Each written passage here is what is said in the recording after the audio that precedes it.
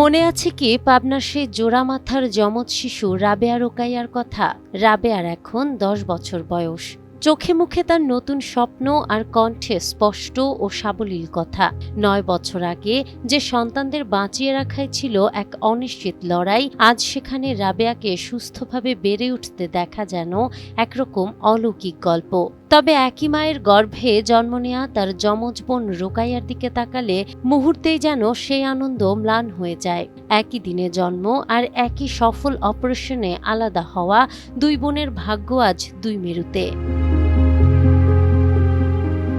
২০১৬ সালের ১৬ জুন পাবনার চাটমোহর উপজেলার আটলঙ্কা গ্রামের শিক্ষক দম্পতি রফিকুল ইসলাম ও তাসলিমা খাতুনের ঘরে জন্ম নেয় মাথা জোড়া লাগানো দুই কন্যা রাবেয়া ও রুকাইয়া। পরবর্তীতে ২০১৯ সালে সেনাবাহিনীর তত্ত্বাবধানে হাঙ্গেরি ও বাংলাদেশের বিশেষ চিকিৎসকদের যৌথ প্রচেষ্টায় ঢাকা সিএমএইচে সফল অস্ত্রোপচারের মাধ্যমে আলাদা করা হয় তাদের।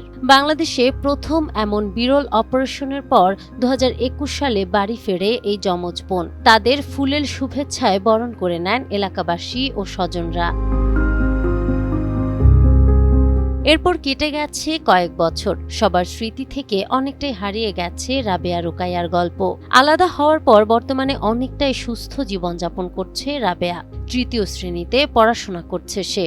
৬৪ জন শিক্ষার্থীর মধ্যে তৃতীয় রাবেয়া। তার বড় বোন আর ছোট ভাইকে নিয়ে আনন্দের দিন কাটছে তার। আমি আলহামদুলিল্লাহ ভালো আছি।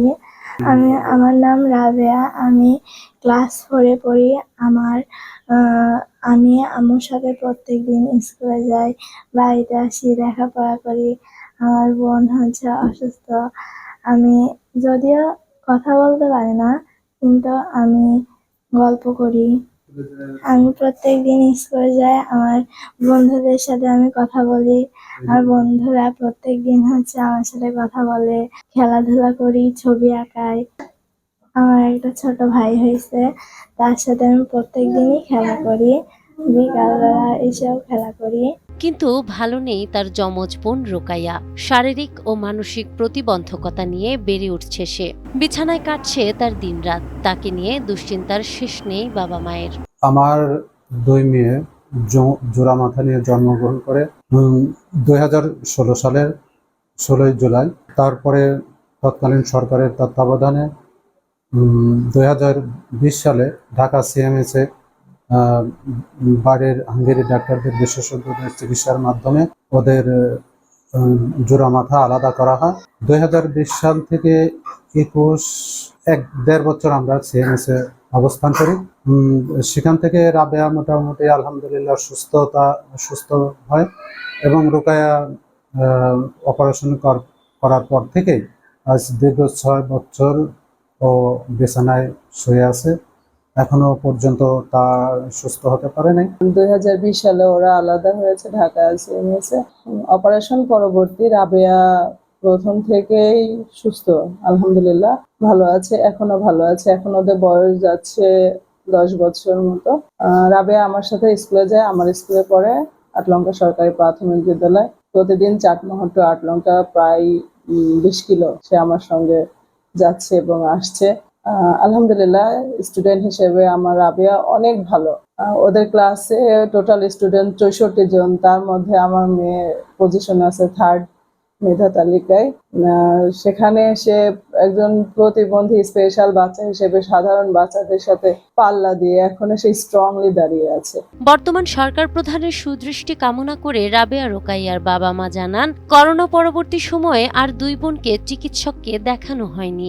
তাই হাঙ্গেরির বিশেষজ্ঞ চিকিৎসক টিমকে দিয়ে রাবেয়া রোকাইয়াকে দেখানোর আবেদন তাদের। আমার দুই মেয়েদের জন্য দোয়া করবেন।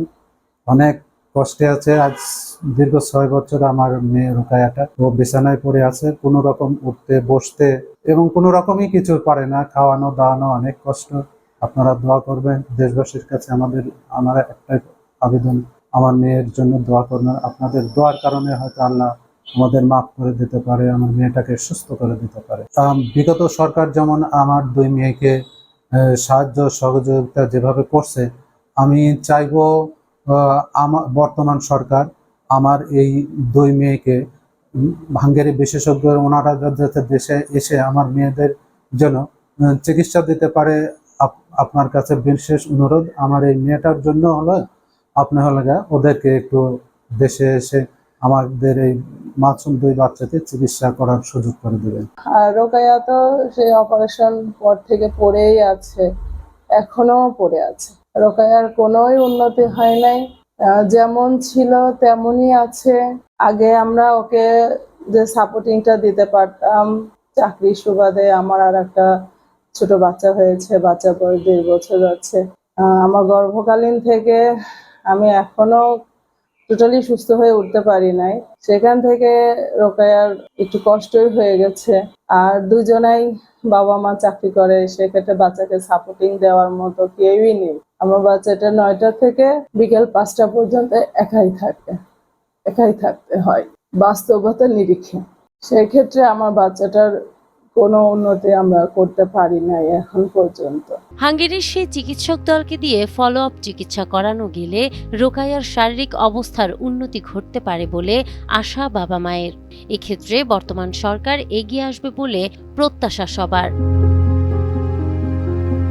নাহার বৃষ্টি, টাইমস টুডে।